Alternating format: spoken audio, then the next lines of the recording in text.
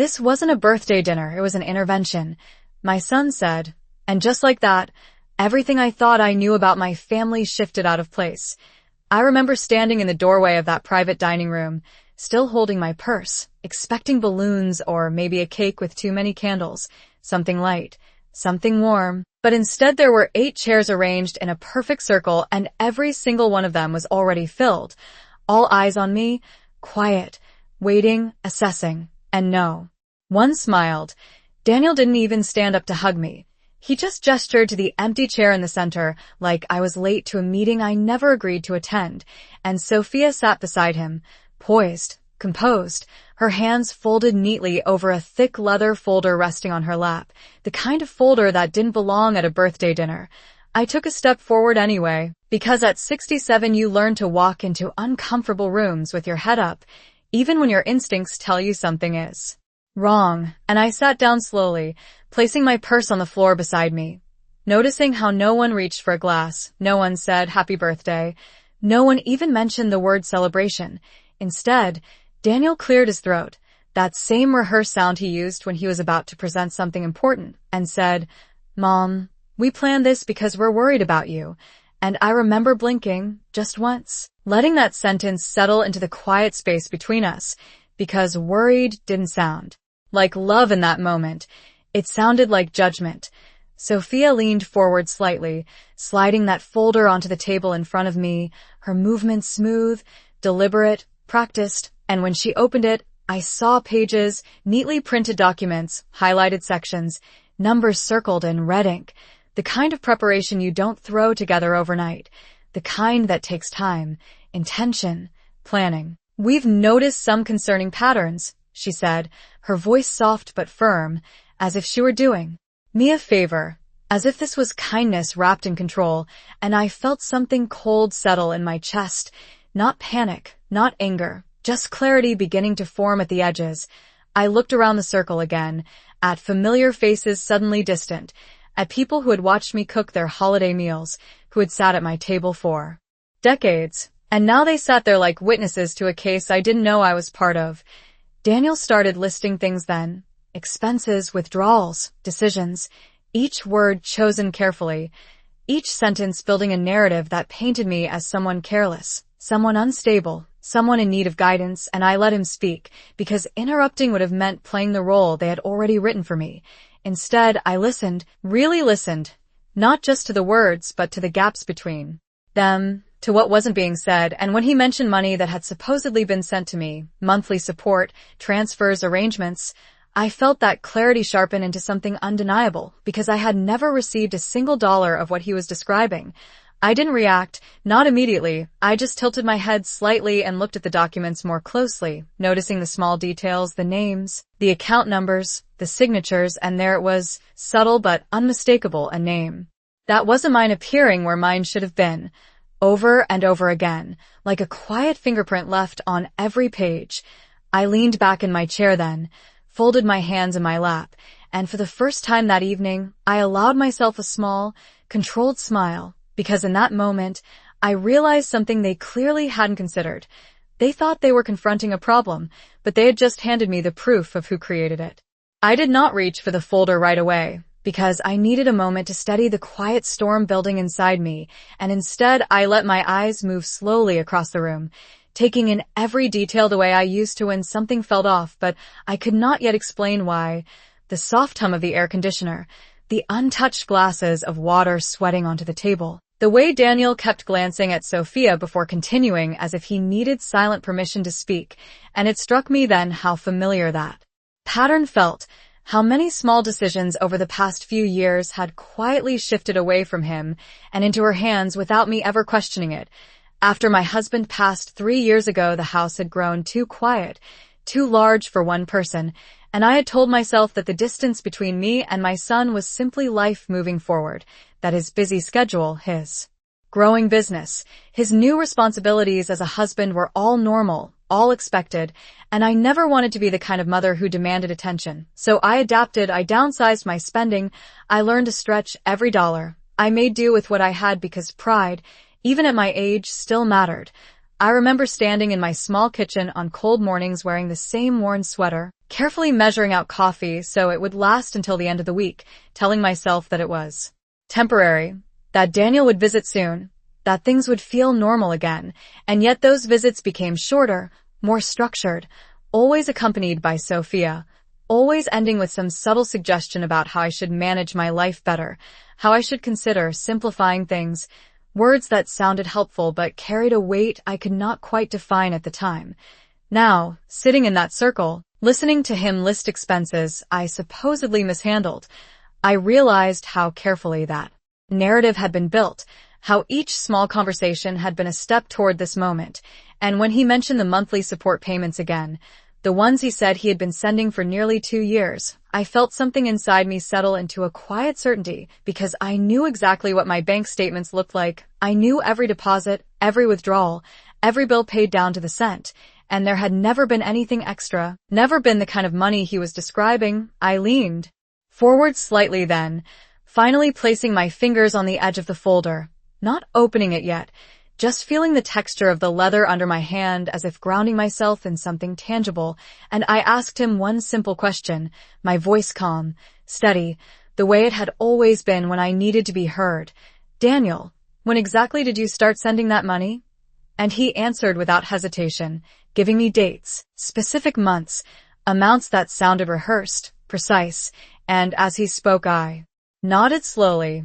Not because I agreed, but because each word confirmed what I was beginning to understand, that somewhere between his intention and my reality, something had been redirected, altered, quietly taken.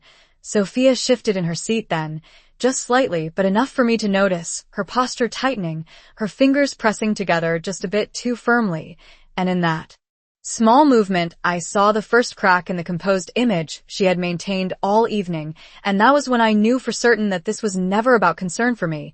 It was about control, about rewriting a story in which I was the problem, so no one would look too closely at the person actually holding the pen. For a few seconds no one spoke after I asked that question, and in that silence, I could almost hear the weight of the truth pressing against the edges of the room, waiting for someone to acknowledge it. But instead, Daniel straightened in his chair and repeated the dates again with even more confidence, as if saying them louder would make them more real, while Sophia reached for one of the pages and gently turned it toward me, her finger tracing a line of numbers, like she was guiding a child through something simple, something obvious, and she said, "You see, everything is documented here." Her voice calm, reassuring, almost practiced, and I nodded slowly, leaning in just enough to read the print clearly, not because I needed help understanding it, but because I wanted to confirm what I had already noticed, that the account listed was not mine, that the routing number did not match anything I had ever used, that the signature line bore a version of my name that I had never written in my life. I let my gaze linger there for a moment longer than necessary, then I leaned back again, folding my hands together, feeling that same steady calm settle deeper into my chest, the kind of calm that comes when confusion is replaced by certainty, and I looked at Daniel, really looked at him, at the lines in his face that had grown sharper over the years, at the way his eyes searched mine not for connection but for confirmation that his version of reality was being accepted, and I realized that he truly believed what he was saying, that somewhere along the way he had trusted someone else to manage things for him and had never thought to question it. "That is interesting," I said quietly, choosing my words with care, because this was no longer about defending myself. It was about allowing the truth to unfold in a way they could not ignore, and as soon as I spoke, I saw Sophia's posture shift again, just slightly, her shoulders tightening, her smile holding but no longer reaching her eyes, and she quickly added, "We just want to make sure you are safe, that your finances are being handled responsibly." And there it was again, that word responsible, used like a shield, like justification for everything happening in that room. I let a small pause stretch between us before I asked another question. This one softer, almost conversational. "And who exactly has been handling these transfers?" And for the first time that evening, Daniel hesitated, just for a second, his gaze flickering towards Sophia before returning to me, and in that brief moment of uncertainty, the entire structure they had built began to show its cracks, because the answer was no longer as simple as he had made it sound, and Sophia answered for him. Of course she did, her voice smooth, steady. I helped coordinate with his assistant to make sure everything was taken care of, and I nodded. Again, slowly, as if that explanation satisfied me. But inside something clicked firmly into place, a final piece of a puzzle I had not even known I was assembling until now. I reached down then, opening my purse with unhurried movements, aware of every pair of eyes watching me, expecting perhaps a reaction, an apology, some sign that their intervention had worked. But instead I pulled out a thin envelope I had brought with me without fully knowing why, something I had tucked away after. Noticing small inconsistencies over the past few months, statements that did not quite align, notices that never arrived, details that had felt too minor to confront but too persistent to ignore, and as I placed that envelope gently on the table in front of me, I saw Sophia's expression change for the first time, not dramatically, not enough for anyone else to notice, but enough for me to see the flicker of something real behind her composed exterior, and in that flicker I recognized it. Immediately, not concern, not confusion, but the quiet, unmistakable edge of fear. I did not open the envelope right away because timing, I have learned, matters more than volume, and instead I let it rest there between us like something fragile and dangerous at the same time, and for a moment no one spoke, the air in the room tightening as if everyone could sense that whatever came next would not follow the script they had prepared, and Daniel leaned forward slightly, his voice softer now, almost cautious. "Mom, what is that?" And I met his eyes without hesitation, seeing the confusion there, the first real crack in a certainty, and I said, "Just something I found when I started noticing small inconsistencies, keeping my tone even, not accusatory, not defensive, just factual." Sophia shifted beside him, her hand moving toward the folder she had brought as if she wanted to regain control of the moment, and she smiled again, but this time it was thinner, less certain. "We are not here to go back and forth over paperwork," she said gently. "We are here because we care about you," and I nodded, acknowledging the words without accepting their meaning, because I could see now how carefully everything had been framed, how concern had been used as a cover for something else entirely. I slid my finger under the flap of the envelope and opened it slowly, deliberately, aware that every movement carried weight, and when I pulled out the documents inside, I placed them one by one on the table, aligning them neatly, giving everyone time to see them clearly. Bank statements, official notices, copies of correspondence that had been redirected, each piece small on its own but undeniable together. And I watched as Daniel's expression shifted from confusion to something heavier, something harder to ignore, while Sophia's gaze fixed on the papers with a stillness that felt almost calculated, as if she were already searching for a way to explain them away. "These are from my bank," I said quietly, tapping the first page.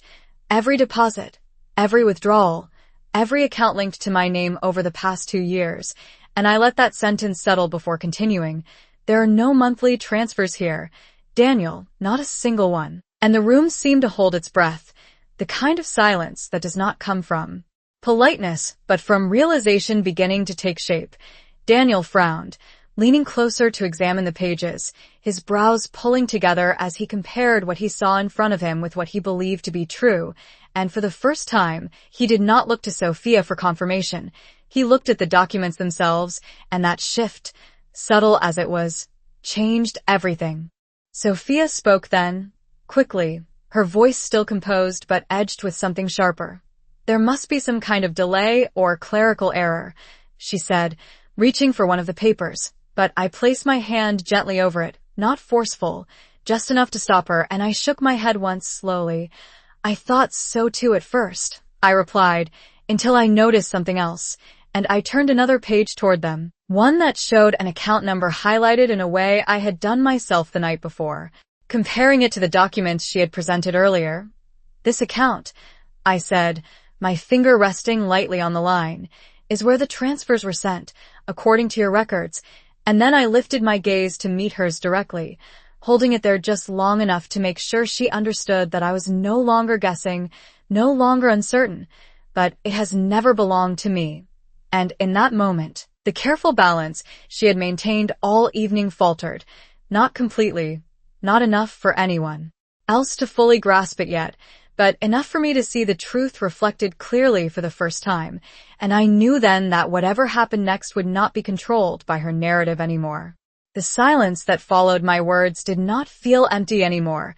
It felt heavy, like something that had been hidden for too long was finally being forced into the open, and Daniel slowly sat back in his chair, his eyes still fixed on the documents in front of him, as if he were trying to reconcile two completely different versions of reality, one that he had trusted and one that was now sitting plainly in front of him, undeniable and clear, while Sophia remained very still beside him, her composure intact on the surface, but no longer effortless, her fingers now resting flat against the table as if holding herself steady. "That cannot be right," Daniel said finally, his voice quieter than before, less certain, and I turned my attention to him, not with anger, but with a kind of calm that comes from knowing you no longer need to prove anything. "I thought the same thing," I replied. "So, I called the bank myself." And I let that sentence land carefully, watching as his expression shifted again, this time toward concern, real concern, the kind that does not come from assumption but from the realization that something has gone wrong. I reached for another page in the envelope and slid it toward him, a printed confirmation from my bank representative, detailing the absence of any incoming transfers matching what he had described, and more importantly, outlining the account that had been receiving those funds instead. An account linked not to me, but to a secondary contact listed under the transfer authorization, a name that now sat quietly between us, unspoken but impossible to ignore. Daniel's eyes moved across the page slowly, his breathing changing just slightly, and for the first time that evening he did not speak right away. He simply read, absorbing each line, each detail, until the weight of it settled in fully. And then he looked up, not at me, but at Sophia, and that single shift in direction felt louder than anything that had been said so far. "Sophia," he began, his voice hesitant now, "searching? Why is your name connected to this account?" And the room seemed to tighten again, every person present suddenly aware that the conversation had moved beyond concern and into something far more serious. Something that could not be softened with careful language or explained away with generalities. Sophia inhaled slowly, her posture straightening as if she were preparing to step back into control, and she offered a small, measured smile, the kind meant to reassure. "It is not what it looks like," she said, her tone steady, but there was a slight delay before the words came, just enough to reveal that this moment had not been part of her plan, and I watched her carefully, not interrupting, not reacting, because this was no longer my role to play. Daniel leaned forward again, this time not toward me but toward her, the space between them charged with a tension that had not existed before. "Then explain it," he said, and there was something different in his voice now, not anger, not yet, but a demand for clarity that had not been there earlier. And I realized in that moment that the structure she had built so carefully was beginning to fracture from within, not because I had forced it, but because the truth, once revealed, has a way of moving on its own. And as I sat there quietly, hands folded, watching the two of them face each other across the same table where they had just tried to define me, I understood that the night was no longer about me at all. It was about what they were about to discover in each other. Sophia did not answer right away, and that pause, longer than any she had allowed herself before, stretched across the room like a thin crack in glass just beginning to spread, and I watched Daniel carefully as he waited, his eyes no longer soft with concern but sharpened by something new, something closer to suspicion, and it was subtle, the shift, but unmistakable, because for the first time that evening he was not looking at her for reassurance, he was looking at her for the truth. "Sophia," he said again, more firmly now, and she finally turned toward him fully, her composure returning in layers, piece by piece, like someone rebuilding a wall they had not expected to fall. "It is a linked account," she explained, her tone controlled, measured, "for convenience, so I could help manage transfers when things got busy," and she glanced briefly at me, then back at him, as if that explanation should settle everything. As if the simplicity of her words could erase the details sitting plainly on the table. Daniel frowned, not convinced, his hand moving slowly across the papers as if trying to find something that would make it all align again. "But why would it not go directly to Mom?" he asked, and this time there was no softness in his voice, only confusion edged with the beginning of doubt, and I remained silent, allowing the space between them to widen naturally. Because this was not something I needed to push anymore, Sophia exhaled lightly, a controlled breath, and adjusted her posture, leaning slightly forward as if reclaiming her position. There were complications with her account at the time, she said, her words smooth but just slightly too quick. I handled it temporarily, and then it just continued that way, and I could see the explanation forming even as she spoke it, pieced together in real time, and for a moment the room held on to that possibility, that maybe this was just a misunderstanding, something administrative, something fixable. But then Daniel looked back down at the documents in front of him, and I saw the exact moment when that possibility slipped away, because the dates did not match, the transfers did not stop, the pattern was too consistent to be accidental. For 2 years, he asked quietly, almost to himself, and then he looked up again, this time directly at her. You kept it like that for 2 years, and there was no answer in his voice now, only a question that demanded one, and Sophia hesitated again, just briefly, but long enough for everyone in the room to feel it. And I noticed the others shifting in their seats, the silent witnesses who had come expecting to observe my supposed shortcomings now finding themselves watching something entirely different unfold. I reached for my glass of water then, taking a small sip, not because I needed it but because it gave me a moment to observe without being observed. And as I set it back down, I realized how quiet I had become in this conversation, how unnecessary my voice now was, because the truth was no longer something I had to present. It was something revealing itself on its own. Daniel, Sophia said finally, her voice softer now, less certain than before. I was just trying to help. And that sentence hung in the air, familiar, almost convincing. The kind of explanation that might have worked in a different moment, under different circumstances, but not here, not now, not with the evidence laid out so clearly between them, and Daniel did not respond immediately. He simply looked at her, really looked at her, as if seeing her from a new angle for the first time. And in that silence I understood something that had nothing to do with money or documents or accounts, something deeper, something far more fragile. That trust, once questioned, does not break all at once. It shifts, slowly, quietly, until everything that once felt certain begins to feel unfamiliar.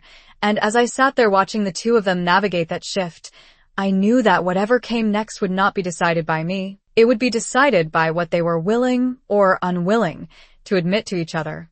No one spoke for a long moment after Sophia said she was just trying to help, and that silence felt different from the others. Not tense, not waiting, but heavy with something settling into place.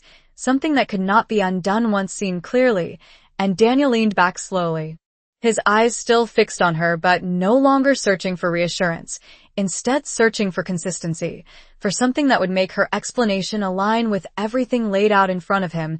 And when he finally spoke, his voice had changed, not louder, not sharper, but steadier in a way that made it impossible to ignore. Then why didn't you tell me? He asked, and it was such a simple question, so direct, that for the first time that evening Sophia did not have an immediate answer ready. She opened her mouth slightly as if to respond, then closed it again, her gaze shifting briefly toward the others in the room before returning to him, and I noticed how her shoulders, once perfectly squared, had begun to relax in a way that looked less like confidence and more like calculation, as if she were choosing her next words very carefully, aware now that every sentence mattered more than before. I did not think it was necessary, she said finally, her tone controlled but quieter, and Daniel's expression tightened just slightly, the kind of reaction that comes not from anger but from recognition that something important had been kept from him, something that should have been shared. Not necessary, he repeated, almost under his breath. And then he glanced down at the documents again, his fingers tracing the lines, the dates, the amounts, as if confirming that what he was seeing was real, that it was not something that could be explained away with a simple oversight. And I could see the shift happening more clearly now, the way his posture changed, the way his attention moved away from defending her and toward understanding what had actually taken place. I remained still, letting the moment unfold without interruption, because anything I said now would only interfere with something that needed to happen between them, something that could not be forced. One of the others in the room shifted in their seat, a quiet movement that broke the stillness. Just enough to remind everyone that this was no longer a private exchange, that there were witnesses, people who had come expecting to see one version of events and were now watching something entirely different take shape, and that awareness seemed to press in on Sophia as well, her composure tightening again, her chin lifting slightly, as if she were trying to regain control of the narrative that was slipping away from her. "Daniel, you are overreacting," she said, her voice regaining some of its earlier firmness, but there was a strain beneath it now, something that had not been there before, and he shook his head slowly, not in disagreement, but in disbelief. "No," he said quietly. "I just did not know." And that sentence carried more weight than anything else he had said all evening, because it acknowledged the gap between what he had believed and what he was now beginning to see.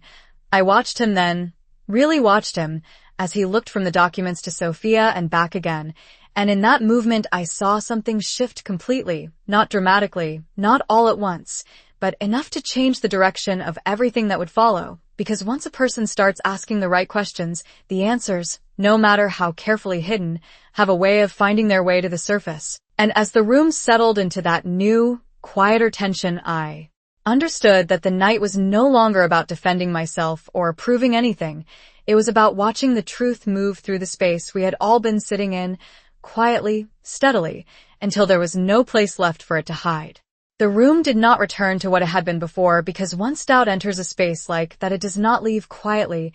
It lingers, reshapes everything, and I could see it clearly now in the way Daniel sat, no longer angled towards Sophia but slightly apart from her, his body turned just enough to signal that something between them had shifted, even if he had not fully named it yet.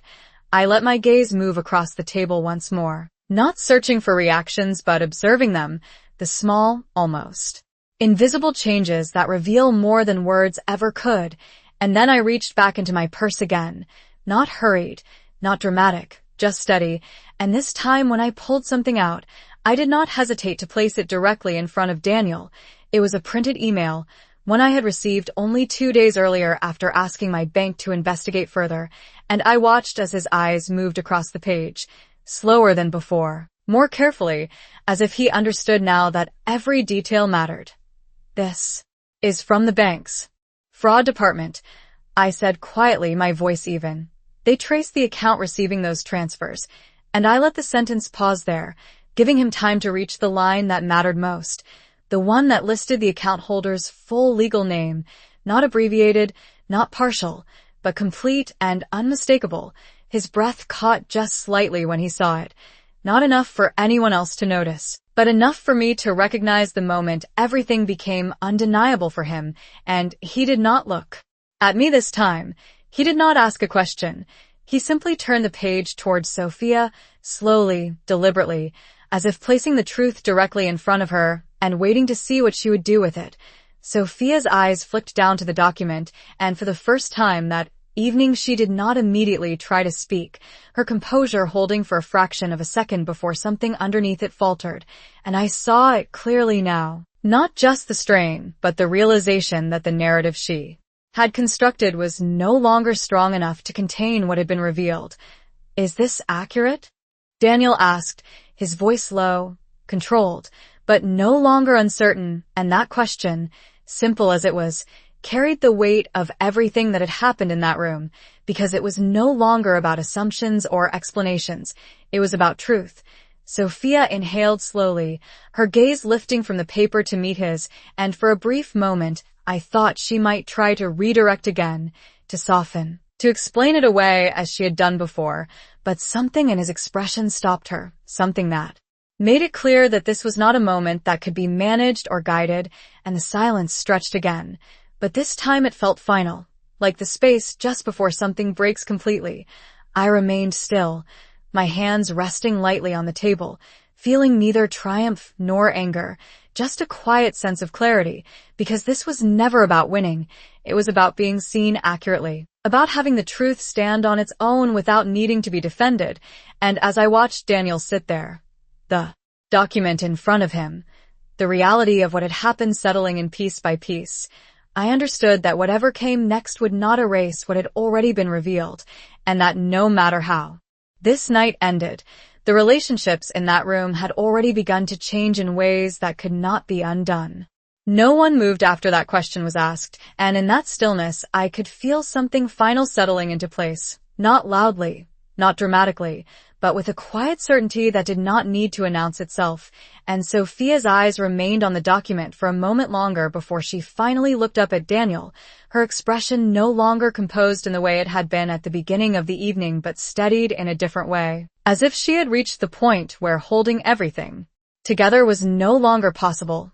"Yes," she said, and the word was soft, almost measured, but it carried more weight than anything else she could have said, and Daniel did not respond immediately.